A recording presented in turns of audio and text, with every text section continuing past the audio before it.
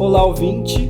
O meu nome é Fábio Martins e neste segundo episódio continuaremos a conversa com o médico e autor paulistano Munir Charruf.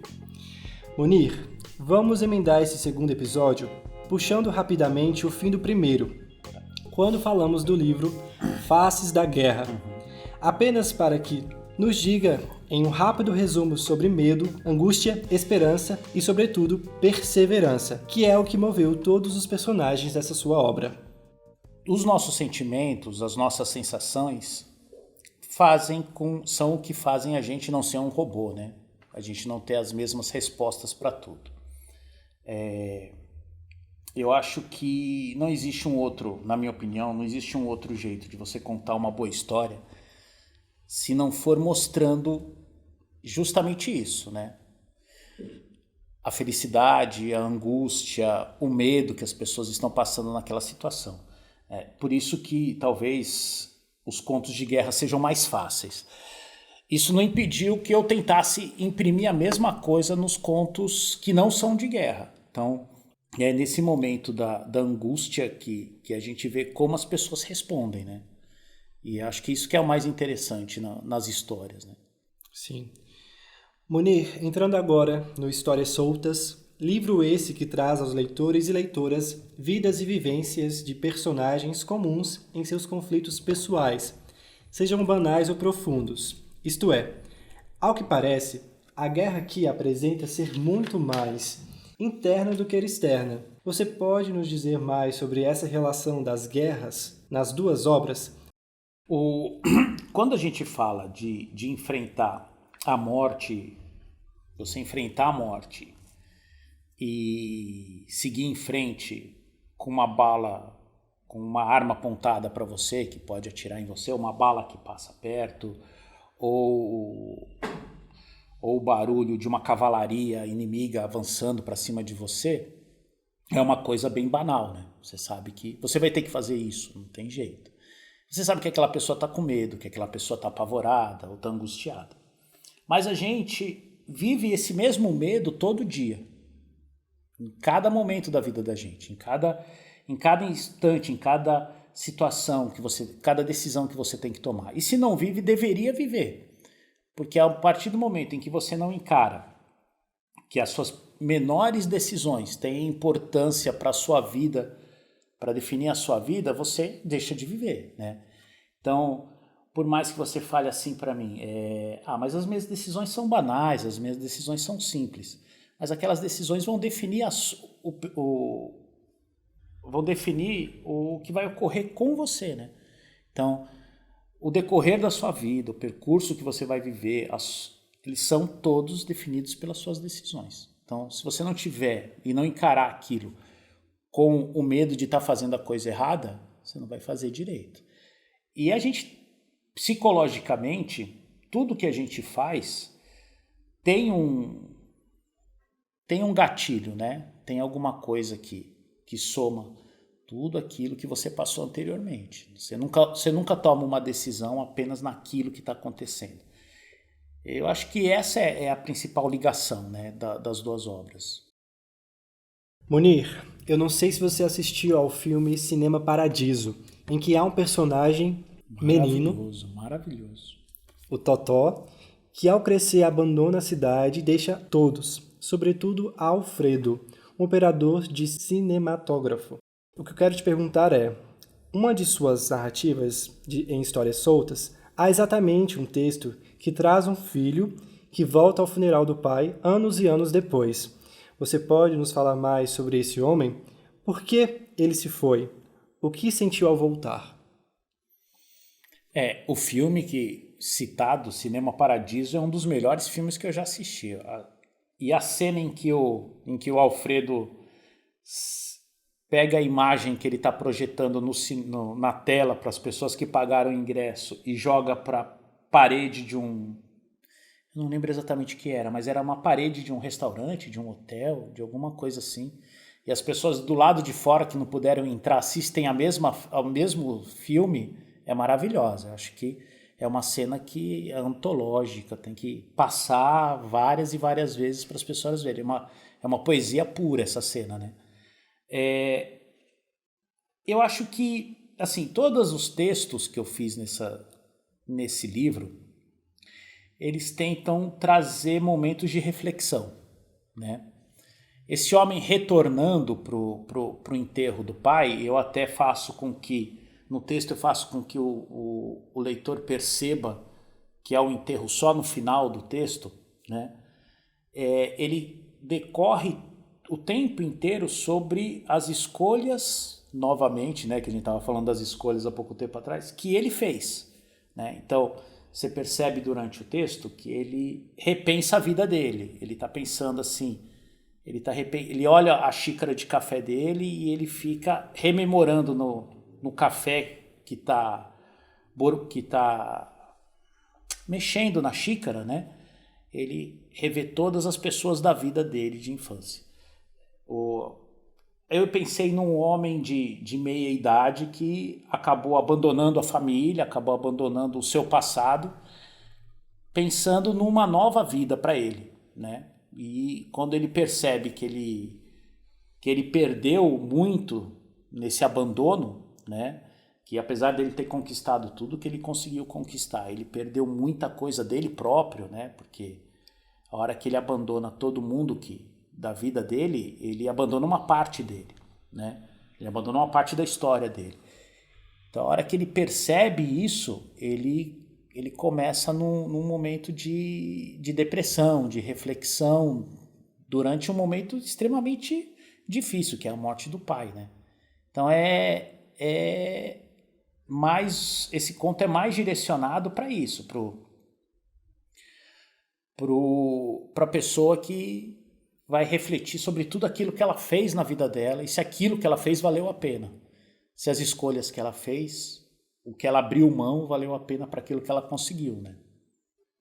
Munir, nesta mesma obra, você traz em um dos textos um cirurgião e narra a sua rotina em uma noite de plantão. A pergunta que não quer calar. Esse cirurgião é você? Na verdade, não sou eu o cirurgião, mas eu usei situações rotineiras que a gente vive como cirurgião, né? A chegada atrasada num plantão para você poder liberar um colega que já está atrasado e vai ter que ir para um outro plantão e vai liberar um outro colega que também está cansado e atrasado. Porque todos os plantões em todos os lugares começam no mesmo horário, né? A angústia de você chegar num pronto-socorro, num hospital em que você tem que atender a porta de atendimento e ao mesmo tempo você tem que operar o paciente. Então, como é que você faz isso, né? A ideia de você estar se sentindo como perdendo tempo em um procedimento que não precisava estar sendo feito às vezes, ou que poderia ter sido feito num período mais curto para você poder otimizar esse tempo em um outro atendimento. A surpresa em ver um colega muito novo, que parece até um garoto operando e você... Então isso tudo são coisas que acontecem rotineiramente com a gente, né? E aí eu aproveitei isso e juntei para fazer esse conto.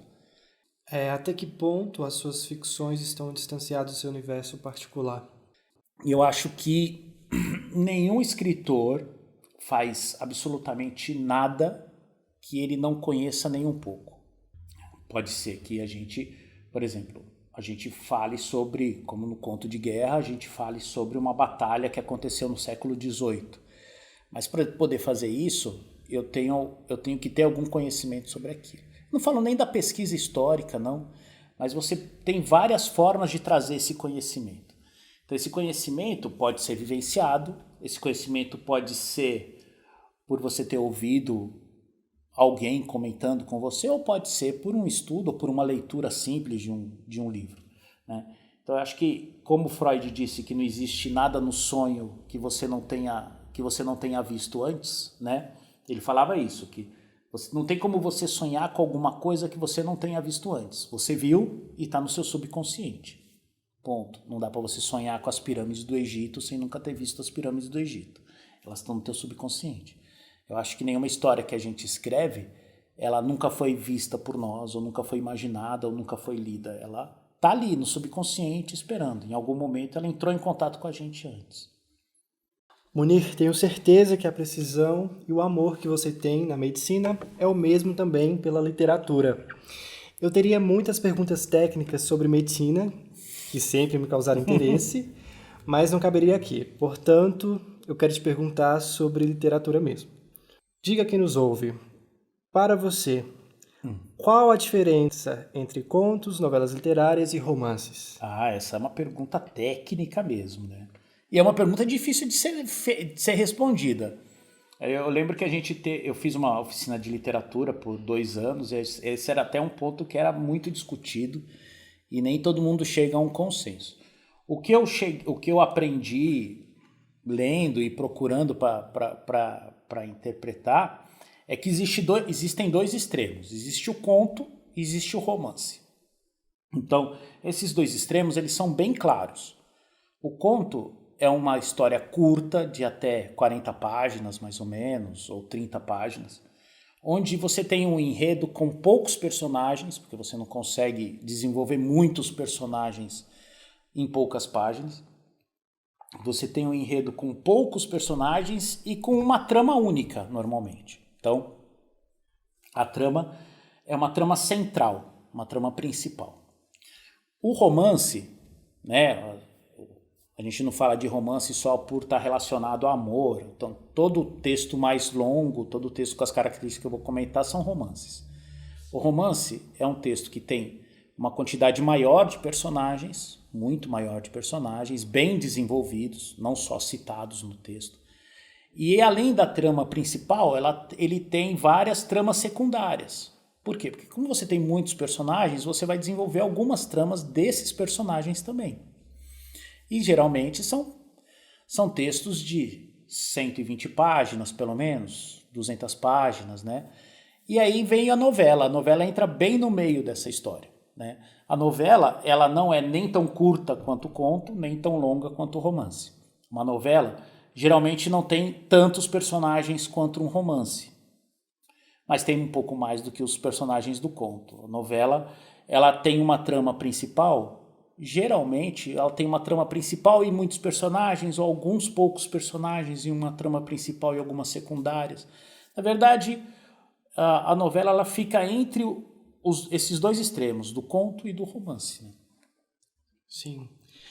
Munir, e quais os novos projetos literários? Vem novidade por aí? Se sim, quando e o quê? Eu caí na besteira de comentar com o Alex que eu estava tentando fazer alguma coisa diferente, realmente. Eu acabei escrevendo esses 2 livros de contos, então eu estava nesse extremo que a gente comentou. E agora eu tô essa semana aí eu acabei o que seria o 16º capítulo de um romance, né? Então a minha ideia é a gente partir para o outro extremo agora, né? Eu estou fazendo uma história longa, com vários personagens bem desenvolvidos, com as características, com uma história principal e algumas tramas secundárias, né, para a gente fazer o link com a pergunta anterior. E é uma história de uma moça que acorda sem memória nenhuma, chamada Raquel, e essa protagonista ela vai ter que, durante a história, buscar as memórias dela, que foram retiradas dela, e aí vai ter que ler o romance para descobrir por que elas foram retiradas e como foram retiradas. E ela vai passar por todos os sentimentos de voltar a ter essas memórias, não voltar a ter, será que é melhor não ter memória nenhuma? E é uma distopia, né? A ideia é que seja uma distopia. Então, é um momento X, num lugar X, onde você tem um governo autoritário, onde você tem as pessoas sendo obrigadas a fazer o que não querem, e no meio disso tudo está ela sem memória, tentando retomar essas memórias dela, tentando descobrir tudo que está acontecendo. É o máximo que eu vou poder falar do romance. Ok, obrigado.